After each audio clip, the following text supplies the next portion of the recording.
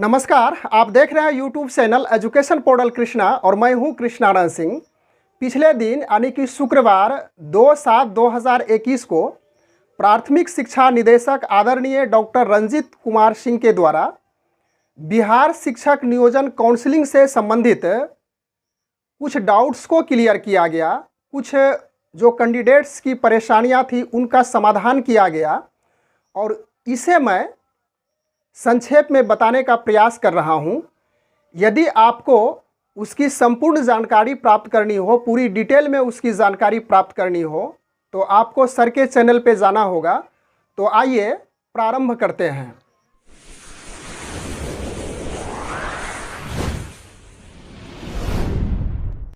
पहला डाउट्स इस प्रकार उन्होंने क्लियर किए कि यदि कैंडिडेट्स के पास ओरिजिनल सर्टिफिकेट अर्थात मूल प्रमाण पत्र ना हो तो ऐसी स्थिति में उन लोगों को काउंसलिंग तो कराना ही कराना है और वहाँ पे आपसे ओरिजिनल सर्टिफिकेट की मांग नहीं की जाएगी। वहाँ यदि आप प्रोविजनल सर्टिफिकेट भी दे देते हैं तो आपकी काउंसलिंग हो जाएगी। उसके बाद दूसरा डाउट्स था आरक्षण से संबंधित, अर्थात जो कैटेगरी कोटी है उससे संबंधित था।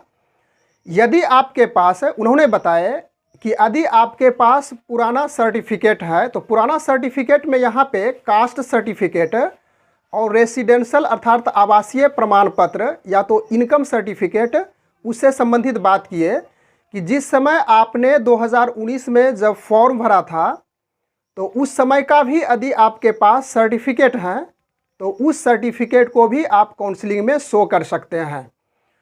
उसके बाद तीसरा डाउट्स इस प्रकार उन्होंने क्लियर किए कि सी टेट और टेट का मार्कशीट वहाँ पे काउंसलिंग में होना अति आवश्यक है और यदि आपके पास सी टेट अर्थात केंद्रीय जो पात्रता परीक्षा की होती है वह मार्कशीट, तो यदि वह आपके पास अवेलेबल नहीं है तो आप डाउनलोड कर भी वहाँ पे काउंसलिंग में शो कर सकते हैं।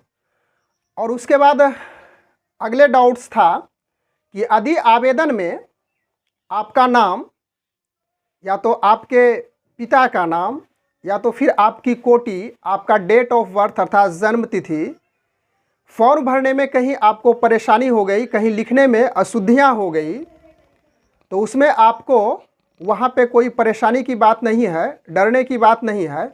हाँ, यदि आपने मार्क्स को बढ़ाया है, नंबर को बढ़ाया है, यदि अंक को बढ़ा दिया है तो वहाँ बक्सा नहीं जाएगा और इसका स्पष्ट कारण होगा कि आपने वहाँ पे स्कैनिंग के द्वारा चीटिंग करने का प्रयास किया गया है, तो वैसी स्थिति में आपके ऊपर कार्रवाई भी होगी। उसके बाद और उन्होंने डाउट्स को क्लियर किए और काफ़ी अच्छी तरह से उन्होंने डाउट्स को क्लियर किए। लगभग 40 मिनट का वह वीडियो है। मैंने सभी वीडियो को शुरू से अंत तक देखा था और उसमें से जो महत्वपूर्ण सार जो आपके लिए, जो कि संक्षिप्त में जानकारी के लिए चाहिए, उसे मैं उससे सारांश में निकाला हूं। और अगला डाउट्स इस प्रकार था कि रिसीविंग की जो ज़रूरत होती है, अर्थात जब आप फॉर्म गिराए थे, फॉर्म भरे थे, तो वहाँ पे आपको एक रिसीविंग मिला होगा और वह रिसीविंग आपको कहाँ पे काम आएगा। यदि आपका उस नियोजन इकाई में नाम लिस्टेड नहीं हुआ है तो आप रिसीविंग नियोजन इकाई को देकर आप अपनी जानकारी और अपनी स्थिति को ले सकते हैं। और अगले डाउट्स था कि बहुत से कैंडिडेट्स, जो लाइव यूट्यूब साइट चल रहा था उसमें बहुत लोगों ने यह भी कहा कि क्या पारदर्शिता के बारे में कैसी स्थिति रहेगी, क्या पारदर्शिता रहेगी, ट्रांसपेरेंसी कैसे रहेगी। तो उन्होंने बहुत स्पष्ट ढंग से सवाल का जवाब दिए और कहे कि काउंसलिंग में ट्रांसपेरेंसी अर्थात जो पारदर्शिता है वह बरती जाएगी, इसमें थोड़ी सी भी चूक नहीं की जाएगी। और उन्होंने बताया कि नियोजन इकाई वार सभी जगह वीडियो रिकॉर्डिंग होगी और उसका जो वीडियो क्लिप है वह सुरक्षित रखा जाएगा और उसे उस समय भी देखा जाएगा। उसके बाद जहाँ पे आपकी काउंसलिंग होगी, जहाँ पे टेबल लगाया जाएगा, एक हेल्प डेस्क अर्थात जो सहायता के लिए होती है वह भी लगाया जाएगा। अधिक कैंडिडेट्स को कोई परेशानी होती है, नियोजन इकाई के द्वारा कुछ उसे परेशानी बढ़ाई जा रही है या तो कुछ समझने में उसको कुछ परेशानी हो रही है, तो आप हेल्प डेस्क से मदद ले सकते हैं। और उसके साथ साथ अगले डाउट्स को उन्होंने क्लियर किए कि यदि सर्टिफिकेट जमा कर दिए हैं यानी काउंसलिंग के लिए, यदि सारा सर्टिफिकेट आपने काउंसलिंग के लिए जमा कर दिया है उसी दिन, तो वह आप पे डिपेंड करता है और बीच में भी आप एक घोषणा पत्र का फॉर्मेट पे सिग्नेचर कर अपना सारे सर्टिफिकेट्स को लेकर जा सकते हैं। इसके लिए आप स्वतंत्र हैं। हाँ, उन्होंने यह भी बात बताया कि लेकिन यदि आपकी काउंसलिंग वहाँ पे कंफर्म हो जाती है तो फिर वैसी स्थिति में फिर अलाउ नहीं होगा जाने के लिए। उसके बाद और भी उन्होंने डाउट्स को क्लियर किए।